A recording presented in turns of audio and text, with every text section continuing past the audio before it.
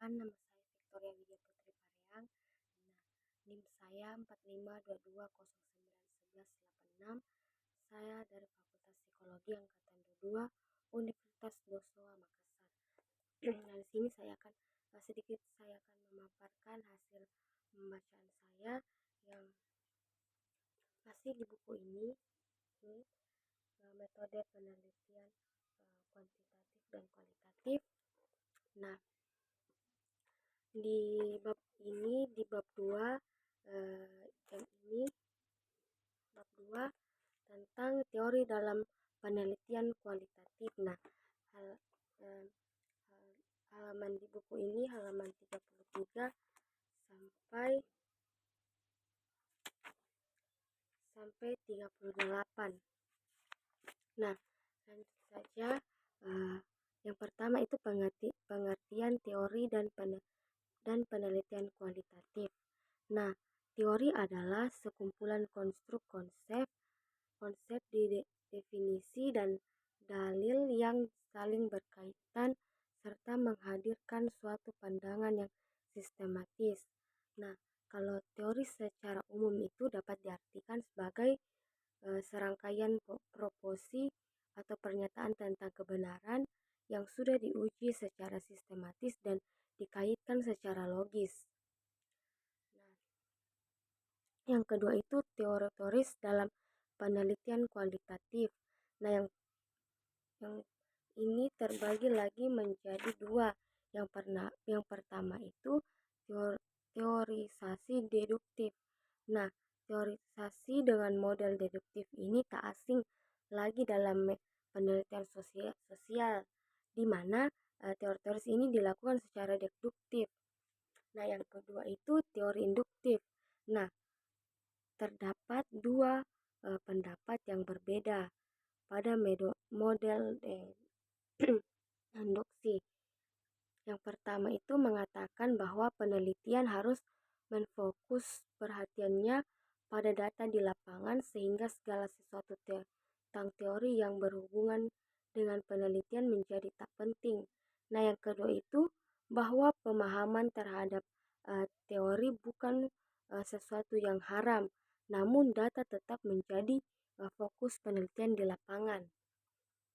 Nah, model ini memiliki 4 kemampuan, yaitu menerima, merangkum atau mengkritik, meragukan atau mengkritik, membantu, serta memiliki kemampuan membangun sebuah teori yang sebelumnya belum pernah ada. Nah, yang keempat itu sistematik teori. Nah, di mana banyak fenomena sosial, maka ilmu sosial yang berkembang begitu kompleks dan begitu rumit. Nah, yang kelima itu ragam teori dan teorisasi dalam penelitian. Nah, secara umum teori-teori sosial bergerak sekitar 4 tingkatan realitas, baik yang bersifat makro maupun mikro. Nah, yaitu realitas tingkat makro objektif, makro subjektif, mikro objektif, dan makro subjektif. Perbedaan tingkat realitas hanya merupakan kebutuhan analisis. Nah, menurut Parsons,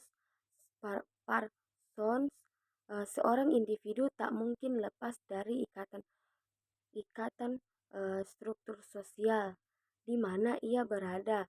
Namun seorang individu memiliki kemampuan untuk memilih berbagai alternatif tindakan secara aktif, kreatif, dan evaluatif yang memungkinkan tercapainya tujuan khas yang diinginkan. Nah, menurut Weber, hidup manusia dan segala tindak tanduknya sesungguhnya ditandai suatu upaya pencarian makna, baik disadari maupun tidak. Nah, yang keenam itu aliran teori yang mendasari teorisasi dalam penelitian. Nah, ada 4 aliran teori dalam ilmu sosial. Yang pertama itu teori tentang budaya. Nah, dapat disederhanakan menjadi 2 kelompok. Yang pertama itu aliran teori yang memandang budaya sebagai suatu sistem atau organisasi makna. Nah, yang kedua itu aliran teori yang memandang budaya sebagai sistem adaptasi suatu kelompok masyarakat terhadap lingkungannya. Nah, yang kedua itu teori fenomenologi, yang pada dasarnya berpandangan bahwa apa yang tampak di permukaan termasuk pola pikir manusia sehari-hari. Nah, yang ketiga itu teori etnometologi. Nah, pada dasarnya relatif serupa dengan aliran fenomenologi karena kehadiran diilhami oleh fenomenologi. Nah, yang keempat itu teori interaksionalisme. Teori ini memiliki 3 premis utama. Yang pertama itu manusia bertindak terhadap sesuatu. Nah, yang kedua itu makna tentang sesuatu itu dipilih itu sesuatu diperoleh, dibentuk, termasuk direvisi melalui proses interaksi dalam kehidupan sehari-hari. Nah, yang ketiga itu pemaknaan terhadap sesuatu dalam bertindak atau berinteraksi. Nah,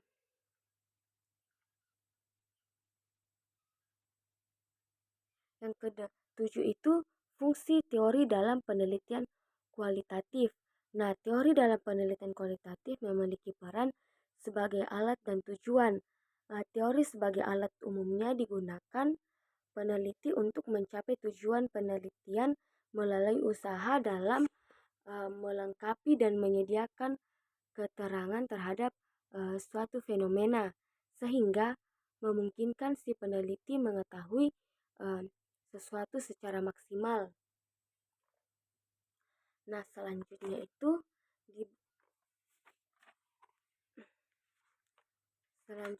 di bab 3 yang ini halaman 43 sampai 45. Nah, di mana di bab 3 ini dia membahas tentang desain penelitian kualitatif. Nah, yang pertama itu pengertian penelitian kualitatif. Nah, penelitian kualitatif adalah suatu penelitian yang ditunjukkan untuk mendeskripsikan dan menganalisis fenomena, peristiwa, aktivitas sosial, sikap, kepercayaan, persepsi, serta pemikiran orang secara individual maupun kelompok. Nah, yang kedua itu komponen-komponen proposal penelitian kualitatif. Nah, menurut Lexi J. Moelleweng, ada 10 unsur desain penelitian yang perlu diperhatikan.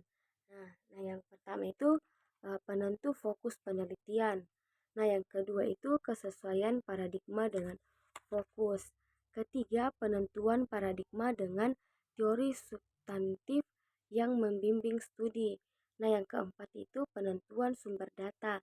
Yang kelima, penentuan tahap-tahap penelitian. Keenam, tentu teknik penelitian.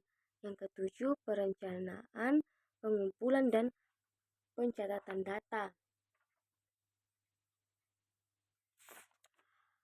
Yang kedelapan, perencanaan, prosedur, dan pelaksanaan analisis data. Yang kesembilan, perencanaan perlengkapan penelitian. Kesepuluh, perencanaan pemeriksaan keabsahan data. Nah, yang ketiga itu ciri-ciri penelitian kualitatif. Nah, ada 5 ciri pokok dalam penelitian kualitatif. Yang pertama itu penelitian kualitatif menggunakan lingkungan alamiah sebagai sumber data langsung. Nah, yang kedua itu penelitian kualitatif sifatnya itu deskriptif analitis. Nah, yang ketiga itu teknik penelitian kualitatif ada pada proses, bukan pada hasil. Nah, yang keempat itu penelitian kualitatif bersifat induktif. Yang kelima, penelitian Nah, yang keempat itu bentuk rancangan penelitian kualitatif. Nah, ada eh, ada ada 6 bentuk-bentuk rancangan penelitian kualitatif. Nah, yang pertama itu Groet teori atau teoritis data, yang adalah rancangan teori URIT merupakan prosedur penelitian kualitatif yang sistematis. Nah, yang kedua itu rancangan penelitian etnografi. Nah, rancangan penelitian etnografi merupakan prosedur penelitian kualitatif untuk mendeskripsikan, menganalisis, dan menginterpretasikan pola pikir, kepercayaan, dan bahasa. Yang ketiga itu rancangan penelitian naratif. Pada rancangan ini, seorang peneliti mendeskripsikan kehidupan individual.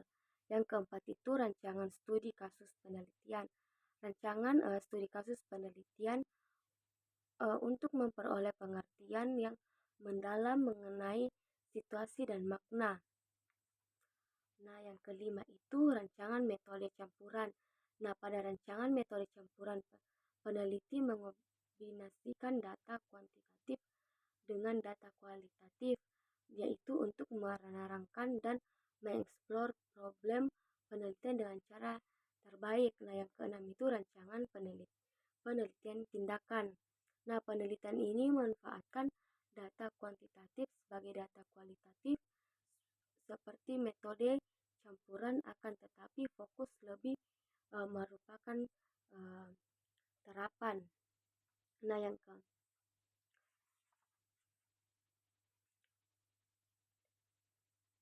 keempat itu format rancangan penelitian kualitatif. Nah, di mana konteks pendekatan kualitatif, eh, elemen dan unsur-unsur utama sebagai isi dari rancangan penelitian dalam pendidikan. Nah, pada umumnya adalah konteks penelitian, eh, fokus kajian atau pokok persoalan yang hendak diteliti. Nah, yang kelima itu penelitian kualitatif dalam pendidikan. Nah, ada beberapa alasan kuat pentingnya penelitian kualitatif dalam pendidikan, yaitu pendidikan itu ada 5, yaitu pertama itu pendidikan sebagai proses sosialisasi, pada hakikatnya adalah interaksi manusia dengan lingkungan yang membentuknya melalui proses belajar dalam konteks lingkungan yang berubah-ubah. Yang kedua itu pendidikan senantiasa melibatkan komponen manusia. Yang ketiga itu pendidikan sebagai suatu sistem, tidak hanya berorientasi kepada hasil. Yang keempat itu pendidikan dalam pengertian luas terjadi pada manusia dan berlangsung sepanjang hayat dalam lingkungan keluarga, sekolah, dan lingkungan masyarakat secara alamiah. Nah, yang kelima itu tekanan utama pendidikan adalah pembinaan dan pengembangan kepribadian manusia, mencakup aspek intelektual, moral, serta sosial dalam suatu kesatuan utuh, serasi, selaras, dan seimbang. Nah, sekian dari hasil bacaan saya. Mohon maaf bila ada kata salah. Sekian dan terima kasih. Dadah.